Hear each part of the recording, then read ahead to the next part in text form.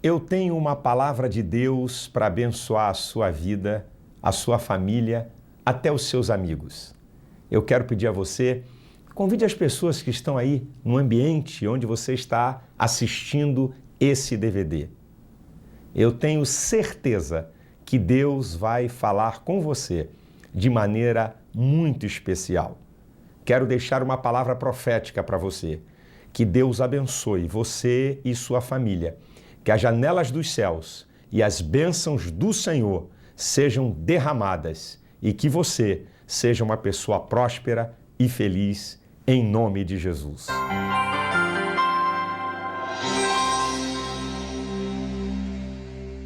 Nós estamos aqui na cidade de Foz do Iguaçu, no Paraná, na tríplice fronteira, Brasil, Argentina e Paraguai. Caiu uma água, como diz o carioca, de arrebentar hoje, durante todo o dia. E choveu até agora pouquinho eu pegar esse microfone, a água estava caindo aqui com vontade. Mas aqui tem um povo abençoado, que não tem medo de chuva. Você pode dar um glória a Deus aí, minha gente?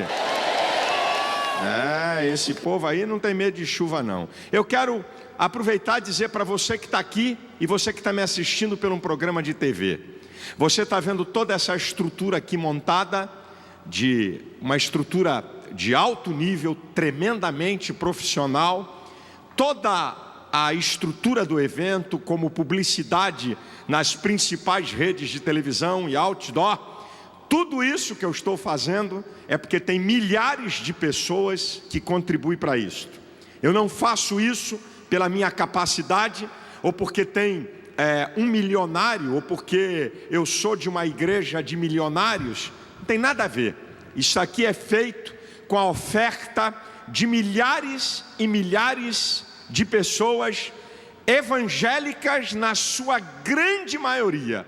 Mas pasmem os senhores, eu recebo ofertas de católicos, de espíritas, de ateu, de judeu e de gentes de outras religiões que nos ajudam, porque acreditam que a palavra que nós anunciamos abençoa muitas pessoas. Então, eu quero ser grato a Deus por todos os parceiros que me ajudam a desempenhar essa tarefa, a fazer eventos e a manter programa em televisão.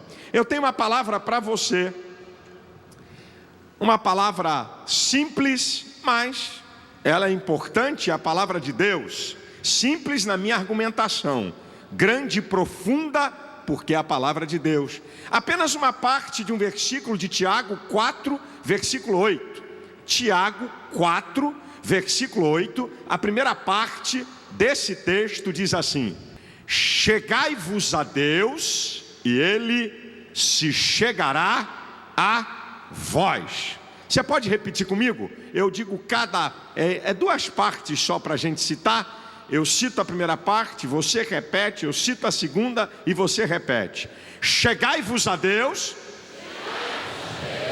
e Ele se chegará a vós.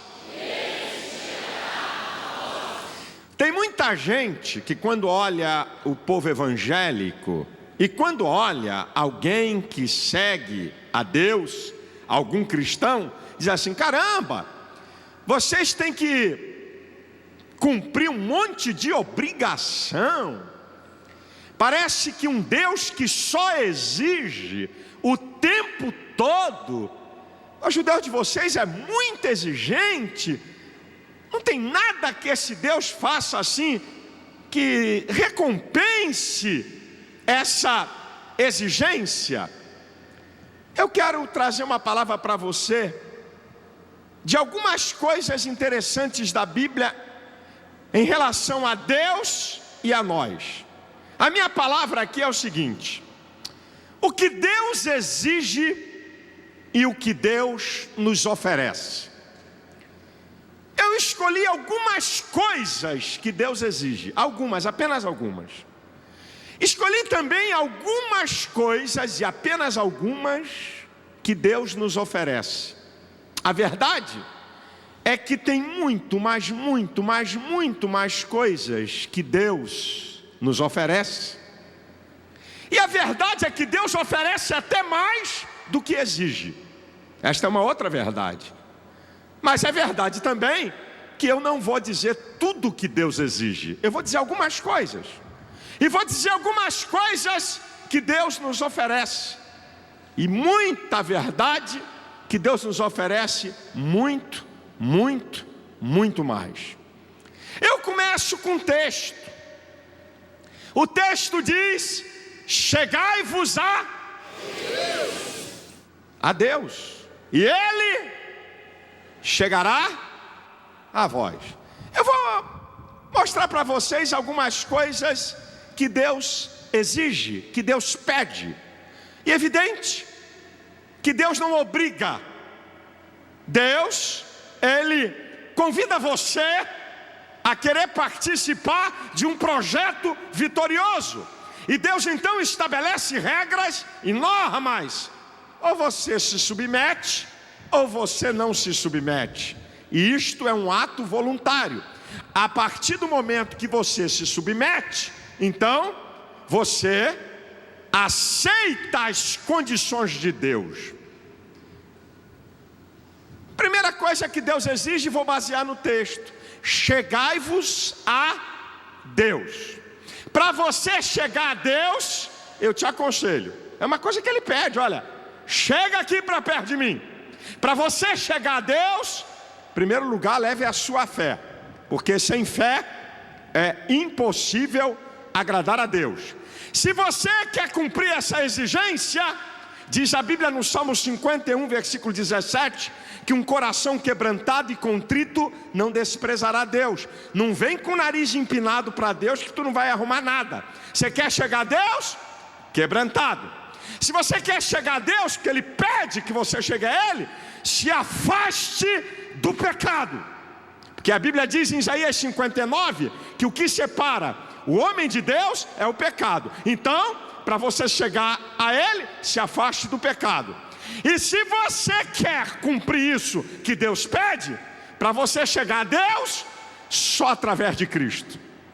A Bíblia diz em 1 Timóteo 2,5, que há um só Deus e um só mediador entre Deus e o homem, Jesus Cristo. Maria não te leva a Deus, Pedro não te leva a Deus, João não te leva a Deus, pastor não te leva a Deus, Papa não te leva a Deus, padre não te leva a Deus, mas Jesus Cristo, o caminho, a verdade e a vida. Ninguém vem ao Pai a não ser por mim. Estas são as condições de Deus, se você quer chegar até Ele. Tem uma outra coisa que Deus pede e que Deus exige: santificação. Bem, querido, santificação não é seguir normas e dogmas de uma denominação. Eu vou dizer bem claro, porque eu não vim aqui para esconder nada, eu não vim aqui para tapar sol com peneira, eu tenho compromisso com Deus e com a palavra, e eu não estou nem aí para aquilo que você possa pensar. Santificação não é você seguir normas ou da Assembleia de Deus, ou da Igreja Batista, ou da Universal, ou da Quadrangular, porque dogmas de nenhuma denominação santifica ninguém. Se você quer saber, português claro, porque a Bíblia diz em 1 Timóteo 4,5 que pela palavra e pela oração toda criatura é santificada. Agora, ser santo não é uma coisa opcional da vida cristã. Ser santo não é uma coisa que você diz: eu não estou afim de ser santo não, eu vou seguir a Deus, mas não quero ser santo não. E o que significa ser santo?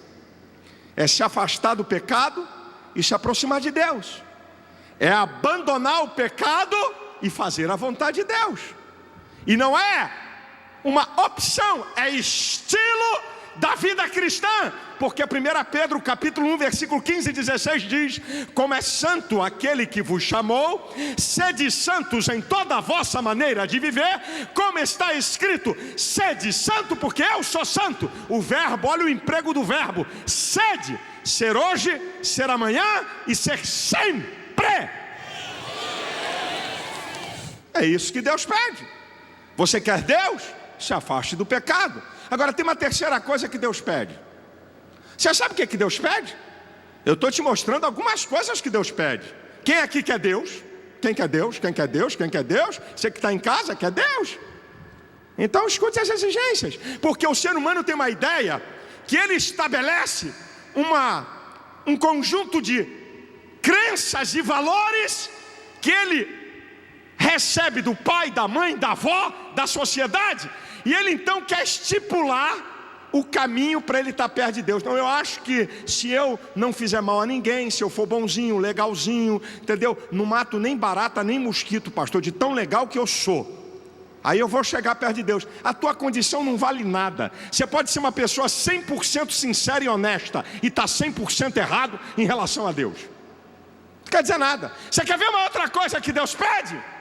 Dízimos e ofertas. Deus pede. É Deus que pede, não é pastor que pede não. Você sabe uma coisa que aconteceu no Brasil? Durante muitos anos, jornalistas de emissoras famosas faziam programas jornalísticos, entravam dentro da igreja evangélica para filmar o povo dando oferta e dízimo, e depois deitava e rolava, ridicularizando a igreja e aqueles que contribuíam. Quantos já assistiram isso pela TV? Quantos? Agora olha que coisa legal. Com o advento das emissoras da igreja católica, porque o dízimo e a oferta não é uma coisa da igreja evangélica, é o que está na Bíblia, é da vida cristã. Com o advento da igreja católica, de movimentos carismáticos, eles começaram a falar abertamente sobre dízimo e oferta. Aí a imprensa calou a boca. E muito crente ficava com vergonha. Meu Deus, agora é a hora. Ai Senhor, meu Deus, eu trouxe um amigo aqui. Esse homem vai falar de oferta, esse homem... Ai, como é que vai ficar? Querido, tudo que está na Bíblia aqui eu posso falar. Eu falo sobre sexualidade, porque está aqui. Sobre relacionamento, porque está aqui. Sobre amor, sobre paz, sobre perdão, sobre pecado e sobre finanças. É um dos maiores temas da Bíblia. A Bíblia diz em Malaquias 3, 8 e 10: porventura roubará o homem a Deus? E vós me dizeis, em que nós te roubamos? Nos dízimos e nas ofertas. É Deus que estava falando. Trazei os dízimos à casa do tesouro, para que haja mantimento, e fazei prova de mim, se eu não vos abrir as janelas dos céus, e não vos der uma bênção que advém a maior abastança. Escute o que eu vou dizer para você que está me assistindo e você que está aqui. Só existe uma vez na Bíblia, grave, aguça teu ouvido aí, meu irmão. Só existe uma vez na Bíblia que Deus permite ser desafiado. Se você tentar desafiar Deus, na teologia, é tentar a Deus, pecado. Só tem uma vez que Deus permite ser desafiado, é quando você dá oferta e quando você dá dízimo. Deus diz assim: fazei prova de mim, se eu não vos abrir as janelas dos céus e não vos der uma bênção que advenha maior abastança. É Deus que pede, meu irmão. Aí alguém aqui pode dizer: ô pastor, isso aí está no Antigo Testamento, está precisando ler mais a Bíblia. Você está lendo muito pouco a Bíblia. Jesus falou sobre esse assunto no capítulo dos fariseus, de Mateus 23, 23. Ah, fariseus e escribas, hipócritas. Sabe o que Jesus chamou eles? De artistas. Hipócritam é o termo original da palavra artista, aqueles que passam por aquilo que não são. Ah, fariseus, hipócritas, fariseu e escribas, hipócritas, porque dizimais o endro, o cominho e a hortelã, e desprezam as coisas mais importantes da lei, o juízo, a misericórdia e a fé. Devias fazer estas coisas sem desprezar aquelas. O que Jesus estava falando? Aqui está a principal, mas as outras também são importantes. E o texto mais importante de dízimo no Novo Testamento é Hebreus 7, 8, que diz que lá na antiga aliança se dava dízimo para homens que morrem. Aqui, na nova aliança, para aquele que vive para sempre. E tem um segredo, meu irmão, que está na Bíblia. E eu digo nos meus programas de televisão, meu querido, é uma violência alguém dá dízimo e oferta obrigado e manipulado e pressionado. Não tem efeito. O apóstolo Paulo, em 2 Coríntios 9, a partir do versículo 6, ele diz: o que semeia pouco, pouco vai colher; o que semeia muito, muito vai colher. Nós não devemos dar por constrangimento ou por tristeza, porque Deus ama aquele que dá com alegria. Sabe o que esse texto diz?